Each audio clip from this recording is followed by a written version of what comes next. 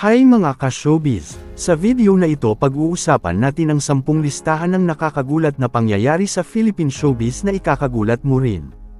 Kaya panoorin ang buong video at huwag kalimutang mag-like, share at mag-subscribe para updated ka sa mga bago nating mga video.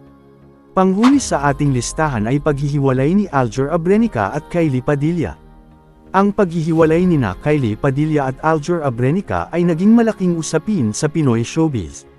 Bagamat walang direktang detalye mula sa kanila noong una, pero maraming usap-usapan ang lumutang na posibleng naging dahilan ng pagkakaroon ng third party. Number 9. Christine Hermosa, Dieter Ocampo, and Jericho Rosales Love Triangle. May mga balitang kumalat noon tungkol sa love triangle nina Christine Hermosa, Dieter Ocampo, at Jericho Rosales noong kasikatan ng kanilang love team sa Pangako Sa'yo.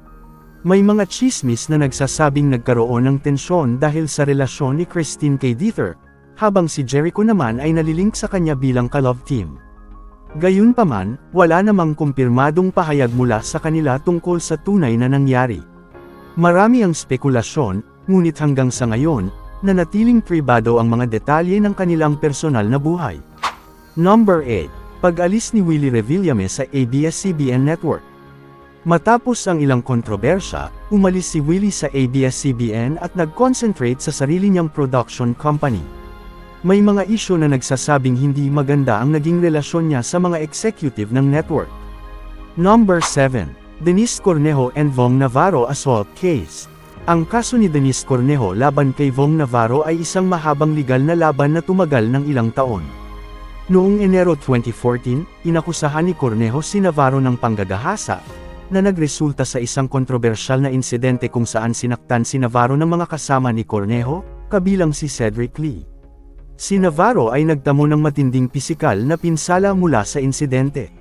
Noong Pebrero 2023, tuluyang ibinasura ng Korte Suprema ang mga kaso ni Cornejo laban kay Navarro dahil sa kakulangan ng probable cause para sa kasong rape. Number 6. Paghihiwalay ni Kris Aquino at James Yap. Ang paghihiwalay nina James Yap at Kris Aquino ay isa sa mga pinakausap-usapan sa mundo ng Pinoy showbiz. Noong 2010, opisyal na nag-file ng annulment si Kris Aquino upang tapusin ang kanilang kasal. Ang annulment ay napagbigyan noong 2012, kaya't opisyal na napawalang bisa ang kanilang kasal. Sa kabila ng kanilang hiwalayan, parehong nagpahayag sina Kris at James ng respeto para sa isa't isa, lalo na pagdating sa kanilang anak.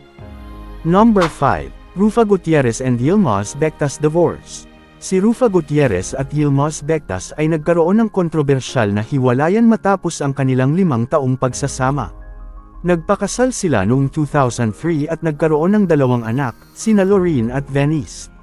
Noong 2007, inanunsyo ni Rufa ang kanilang paghihiwalay, na sinundan ng diborsyo.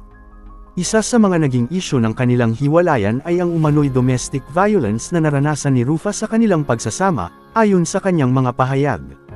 Ibinahagi rin niya na may mga cultural differences na naging sanhi ng kanilang mga hindi pagkakasundo. Sa kabila ng kanilang hiwalayan, parehong nanatiling bukas sina Rufa at Yilmaz sa pagkakaroon ng relasyon sa kanilang mga anak. Number 4. Claudine Barreto and Raymart Santiago break up.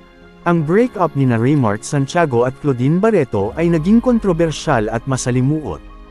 Noong 2013, opisyal na naghain ng annulment si Raymart upang tapusin ang kanilang kasal na nagsimula noong 2004. Ang kanilang paghihiwalay ay napuno ng mga paratang at isyu, kabilang ang domestic violence, financial disputes, at mga legal na kaso laban sa isa't isa.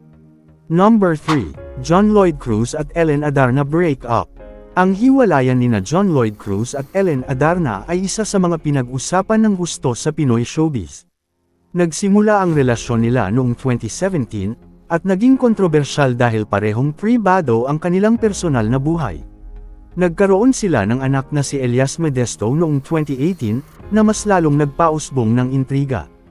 Ayon sa mga balita, naghiwalay sila noong 2019. Bagaman hindi sila nagbigay ng detalyadong dahilan ng breakup, sinabi ni Ellen na pareho silang nag-decide na itigil ang relasyon para sa kanilang sariling kapakanan. Sa kabila ng breakup, nananatili silang co-parents para kay Elias at tila may maayos na pagkakaintindihan bilang mga magulang. Number 2. Hayden Ko at Katrina Halili Scandal. Ang Hayden Ko at Katrina Halili Scandal ay isa sa mga pinakakontrobersyal na isyu sa Philippine showbiz noong 2009. Ang skandal ay naglalaman ng mga video na ipinakita ang mga pribadong sandali ng dalawa, na naipublish sa internet nang hindi nila alam.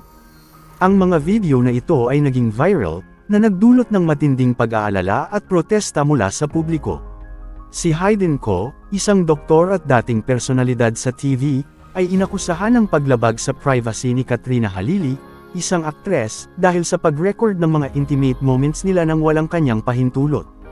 Ang insidente ay nagdulot ng legal na laban at nagresulta sa pagbabawal sa mga video ni Ko at nagdulot ng malaking epekto sa career at personal na buhay ng dalawa. At ang number 1 sa ating listahan ay ang Nora Honor drug arrest sa US.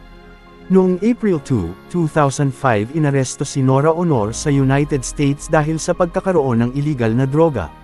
Napag-alaman na siya ay naaresto sa Los Angeles matapos makitang may dalang shabu. Ang insidente ay nagdulot ng malaking kontrobersya at mga tanong sa kanyang reputasyon. Sa kabila nito, siya ay nanatiling matatag sa pagharap sa kanyang legal na issue. At yan ang 10 listahan ng mga nakakagulat na pangyayari sa Philippine showbiz. At dyan nagtatapos ang ating vlog para sa video na ito. Sana ay may natutunan kayo sa video na ito. Maraming salamat sa panunood.